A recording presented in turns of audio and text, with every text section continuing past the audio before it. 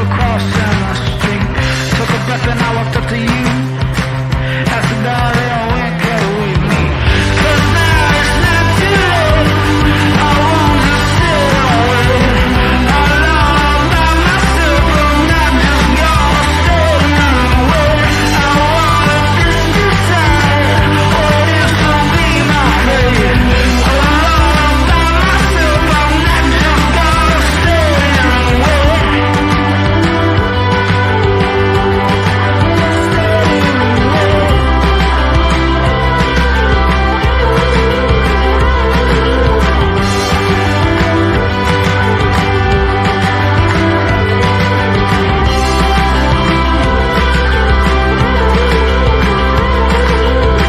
away. But now it's not too late.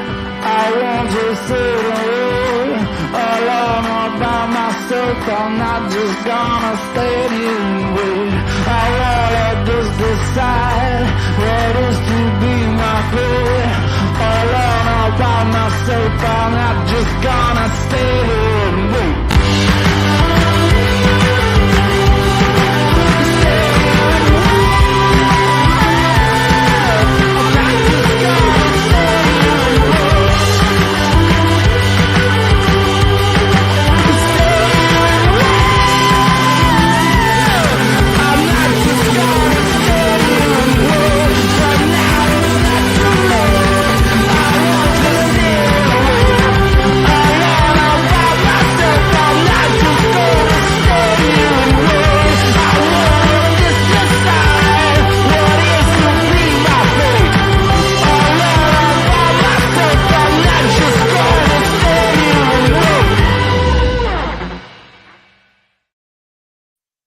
Good morning, everybody. Welcome to tonight's newscast. We've got a lot going on, a lot of updates first to hit you with.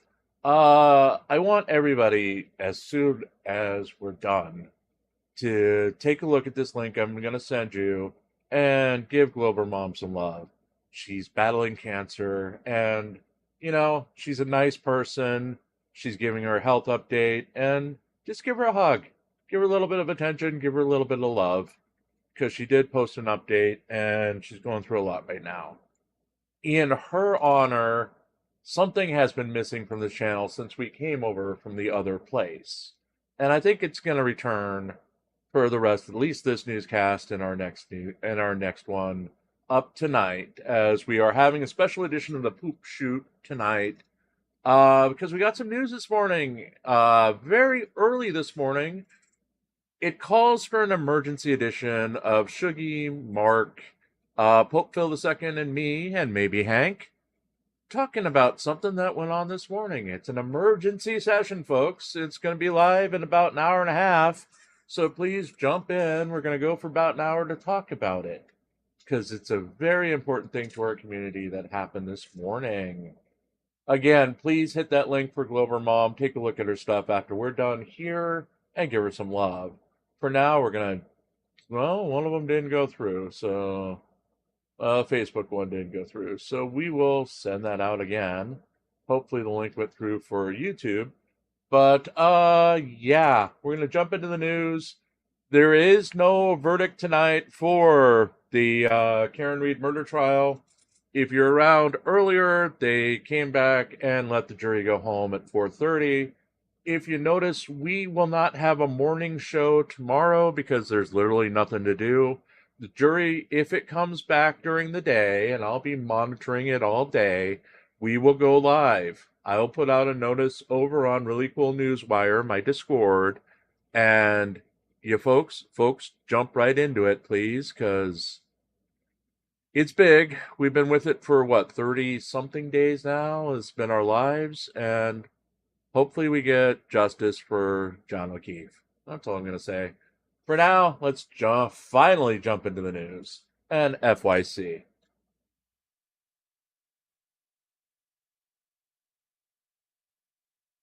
Goose eggs again, despite additions.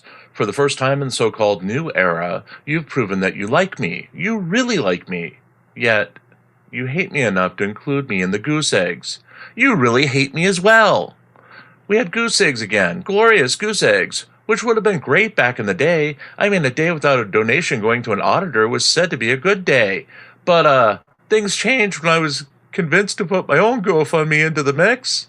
Okay, my own GoFundMe was really never a focus. Donations to the channel come through nice folks making PayPal donations through either direct donations or using Stream Elements. We only created our GoFundMe as we had yet to establish Stream Elements tipping, and a fan wanted a way to donate without having to go through Cash App or PayPal. But this is a bait and switch, as we're really not going to talk about my campaign being a loser and being depressed over goose eggs again, as that's a trap by a conspiracy that has me making as much sense as Floyd Wallace high on Mountain Dew Baja Blast. Instead, we're going to talk about Michael Eline doing it again. Monday night's live stream on Jose Chile de Castro's Delete Law's main channel was lightly attended and has done 323 likes to 46 comments in the 8 hours since the stream ended. Yet somehow, it's sitting at 31,905 viewers as of press time. Not as impressive as his Sunday numbers, which somehow reached over 61,000 viewers in the same amount of time, but still, if it's simply due to the vertical format streaming and the artificial gains in the algorithm that YouTube brings to videos in that format, then sign us the hell up.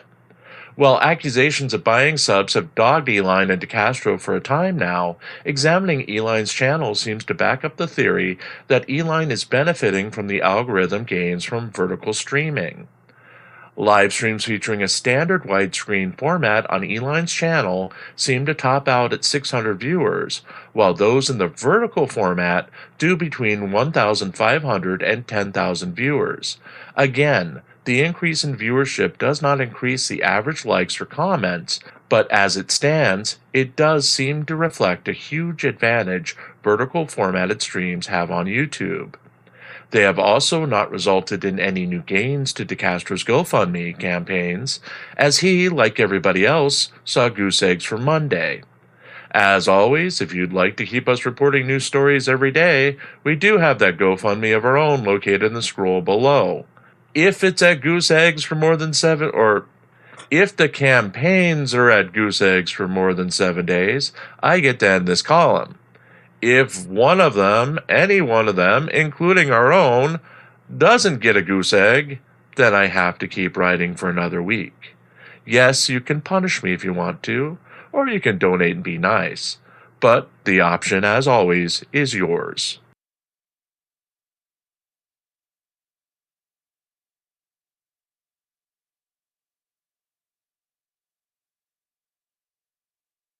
Defense rests in Karen Reed case.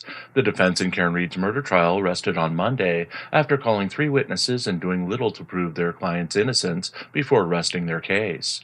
Reed is on trial for second-degree murder after an incident during a snowstorm in January of 2022 where she is alleged to have backed into her boyfriend, Boston police officer John O'Keefe, and leaving him to die on the lawn of a member of the prominent Albert family. In a media campaign since the incident, Reed has stated that she was being framed for the murder of O'Keefe by the Albert family, a large family that has ties throughout the area and who has put together a conspiracy to frame her for murder. In her version of events, O'Keefe was killed by Brian Albert, who is the owner of the home where Reed dropped O'Keefe off for an after-party. His friend, ATF agent Brian Higgins, and Albert's nephew Colin Albert. Reed and her attorneys used blogger Aidan Turtleboy Kearney as a spokesperson for a time, encouraging him to lead spontaneous demonstrations at the homes of witnesses in the case, where he would accuse the witnesses of killing O'Keefe and demand that they change their testimony and admit their guilt. Kearney and Reed's camp split after Kearney was charged with multiple counts of felony witness intimidation. Kearney continued to campaign for Reed and himself, taking in large amounts of donations towards his own legal defense. His defense of Reed made him a minor celebrity in the area, with supporters openly buying him meals and celebrating his efforts on behalf of Reed.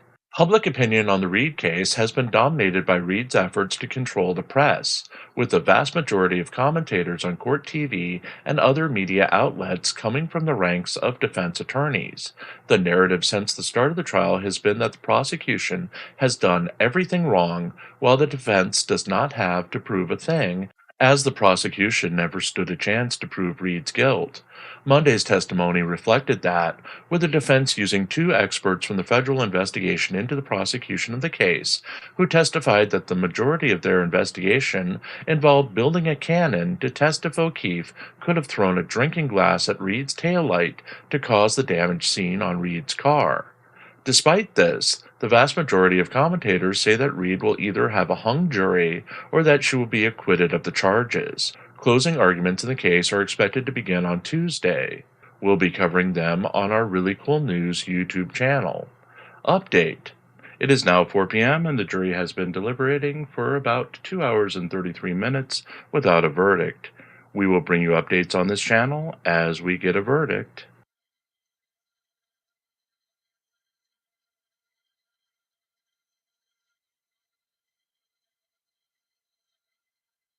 Carolina in Fort Worth released from jail. YouTuber Carolina in Fort Worth Rodriguez, made bond Monday afternoon and was released from the Lon Evans Correction Center and made a statement on her attorney's live stream before returning home to recover. Carolina appeared on attorney C.J. Grisham's live stream immediately after being released from the facility, where she said that excessive force was used on her, but that she could not remember the ride to the hospital or being processed at the jail. Wearing a sling and showing contusions to her right eye, nose, and lip, she said that she had stitches in her right eye and her elbow and shoulder were wrenched from their sockets. She was on her way home from the hospital where C.J. Grisham said she would need a lot of rest to help heal from her injuries. YouTuber Merv pointed out that Grisham's approach to due process had changed when he was not defending someone accused of unspeakable incidents. Grisham had previously defended clients Jack Texas Sheepdog Miller and Earl David Warden, who are widely known for what they did. In these cases, he asked for everyone to show restraint and get the facts first before making up their minds about the guilt of his clients. Grisham was still in full attack mode on Monday, labeling Matthew Kruger, the officer involved in the incident, as Freddy Krueger and portraying him as a bad cop that needed to be removed from the streets. Even before talking to Caroline's doctors or herself, Grisham announced that he felt that from the snoring he heard during the incident, that she had experienced traumatic brain injuries. He then listed a number of criminal and civil actions he would immediately undertake against Officer Kruger and the police force of Fort Worth and the city of Fort Worth, Texas itself. In interviews with news outlets on Monday, he continued to portray Kruger as a dirty cop, someone who needed to be taken off the force for our own protection, and who was absolutely guilty beyond a reasonable doubt without trial or conviction or evidence to prove otherwise. Caroline's camera did not capture video of what happened, just audio. No body cam footage has been released so far, though several news outlets and prominent individuals in the 1A auditing community on both sides have claimed that they will attempt to obtain the footage. The only statements by Rodriguez as to what happened to her have been limited to excessive force. Perhaps she is holding back a statement, perhaps she doesn't remember, but as of press time, she has not detailed exactly what happened other than excessive force was used. After police looked at what is said to have happened, she was still charged with 4 counts and had to go before a judge to make bail. She paid 4 individual cash bonds of $1,000 and obtained her release on Monday, with hearings to come should the district attorney pick up the charges. With the public outcry, auditors from across the nation are making bucks off of fundraising for Caroline, where their fans can donate towards the cause, with a wink and a nudge that the money will go to Rodriguez. Grisham has stated that any money sent to him or YouTuber Melissa Stedman would go directly to Rodriguez. He would not vouch for any other fundraising efforts.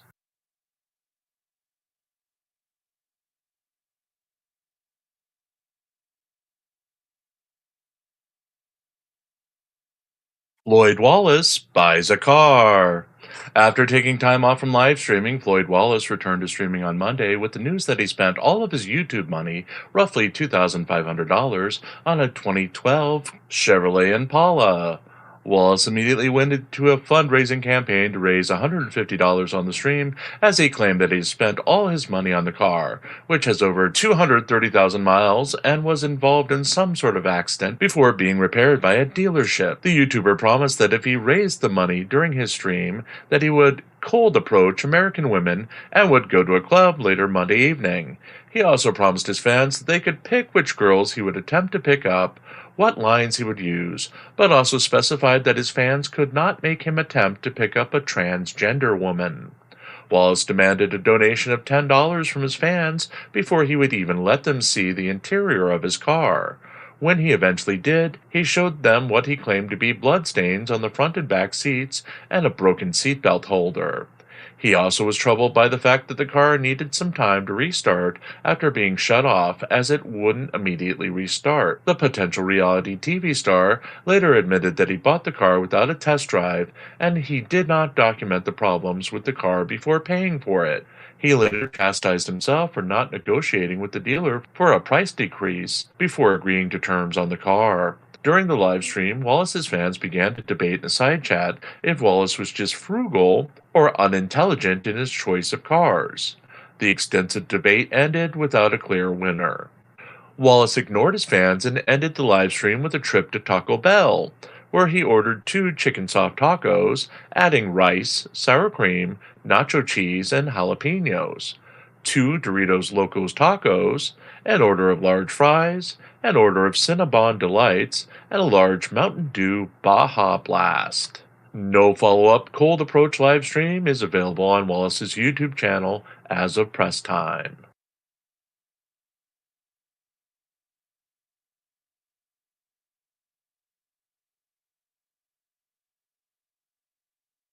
Flashback June 25th, 2023. De Castro public facade exposed. Jose Chile De Castro highlighted his altruistic nature as he held fundraising livestream for a disabled fan who was seeking help to obtain an electric wheelchair and OrCam visual assistant device. After playing several videos of police negatively interacting with children, De Castro remembered over $100 in outstanding donations he had meant to give to the GoFundMe, eventually donating the amount along with new donations, including two donations of $400 each from a longtime supporter who had hailed the donations as investments when De Castro called the donor to express his thanks. De Castro was brought to tears at one point in the broadcast as he was hailed as a great human being for his efforts, a truly amazing specimen, and a future leader of the United States. While he was broadcasting directly to nearly 200 of his 176,000 subscribers, De Castro continued his campaign against free speech on YouTube, striking creators who say disparaging things about him with multiple copyright strikes. In a repeat of a similar campaign he ran against YouTube creators late last year, De Castro continued to issue an incredible amount of strikes against strategically selected channels known for personally criticizing him. De Castro also continued to ignore the requirement that he needed to actually sue the subject of his copyright strikes within the home state or country where they're based. For the Wales-based WNN, for example, fulfilling the requirement would see De Castro filing a lawsuit in the United Kingdom, which he is unlikely to accomplish within the limited time left to act on his claim. While the channels that he has acted against will eventually return, De Castro has shown that he will not learn from his past defeat and will continue to fight against the First Amendment protections in private, while displaying a face of goodness and being a champion for his own First Amendment rights in public. Well, that one went fast. Again, tonight we are back in about an hour and 10 minutes for a very special edition of the Poop Scoop Shoot Le Poop Scoop Le Poop Scoop. One of us will be live from footage of Paris. I think it's Shuggy, and we will be talking about something that happened this morning, early this morning, that the group needs to talk about and needs to address. It's an emergency broadcast. Well, it's our soon to be typical Tuesday panel show, but it is the Poop Scoop tonight. Also, please visit Glover Mom's link, get her update on her health, and give her a big hug, please. She's going through a lot. I will put the link back in chat here. Glover Mom.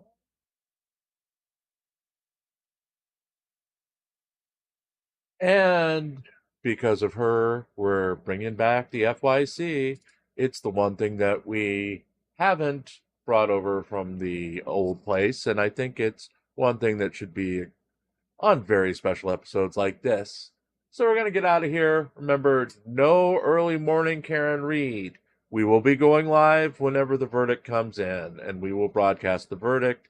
Please keep checking. I will put a alert out on Really Cool Newswire and try to get the word out, but it could be a couple of minutes before they actually go live without notice again.